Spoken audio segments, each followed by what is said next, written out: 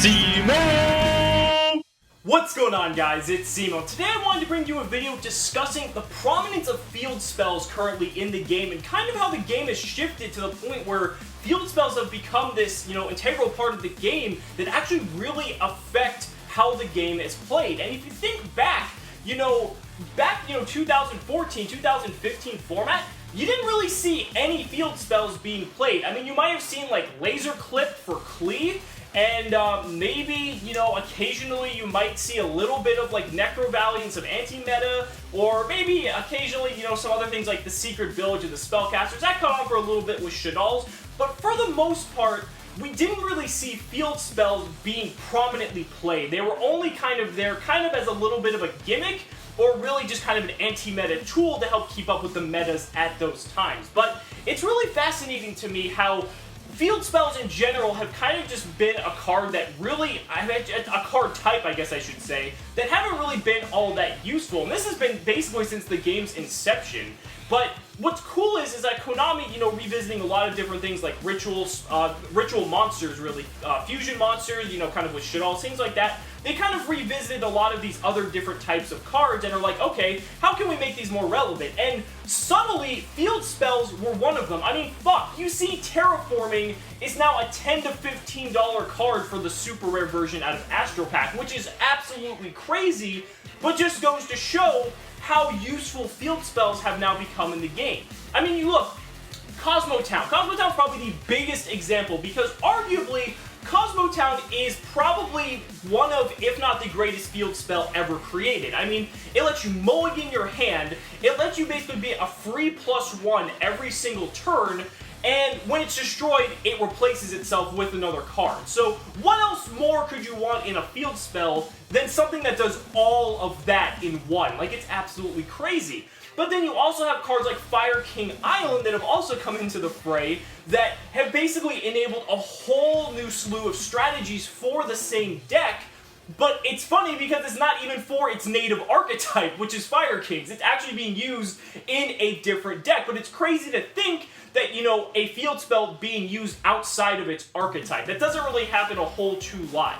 But then, there's also other cards too, like psy-frame Circuit, and we were going on to psy-frames here.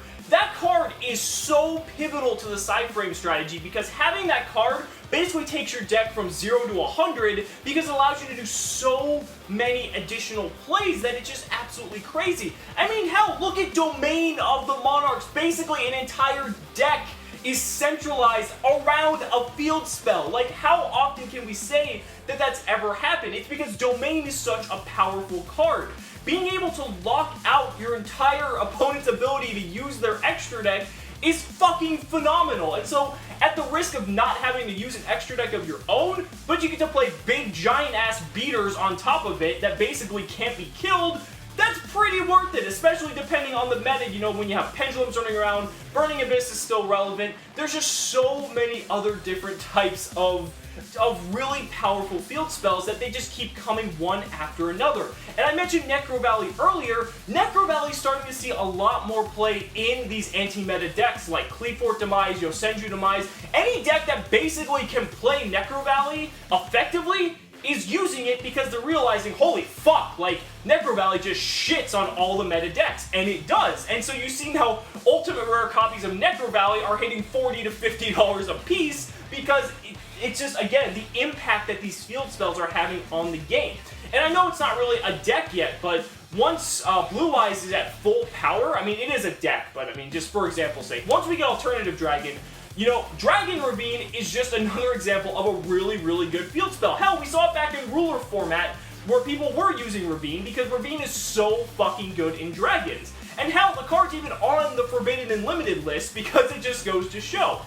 So, again, I just wanted to kind of just throw this quick little discussion out there because it's really just interesting to me to see all these crazy field spells just having this relevance now because not too long ago, they were basically extinct. Like, you would just see them, it's like, what the fuck is that? Like, who uses that zone for anything anymore? So, it's just really fascinating to see how the game has evolved and kind of where we're at right now. So, and I mean, hell, we're getting, I believe, the OCG as an archetype already that is solely based on field spells and using them almost as, like, the monsters or some crazy shit like that. I don't even know. I've like heard of it, but that, again, it's the evolution of field spells is here. So let me know down in the comments what you guys think. I think it's just a really cool thing that, you know, field spells are a relevant thing again. And that we have so many awesome field spells to choose from. It's just really cool. So thank you all so much for watching the video. We'll see you next time. Cimoooooooo!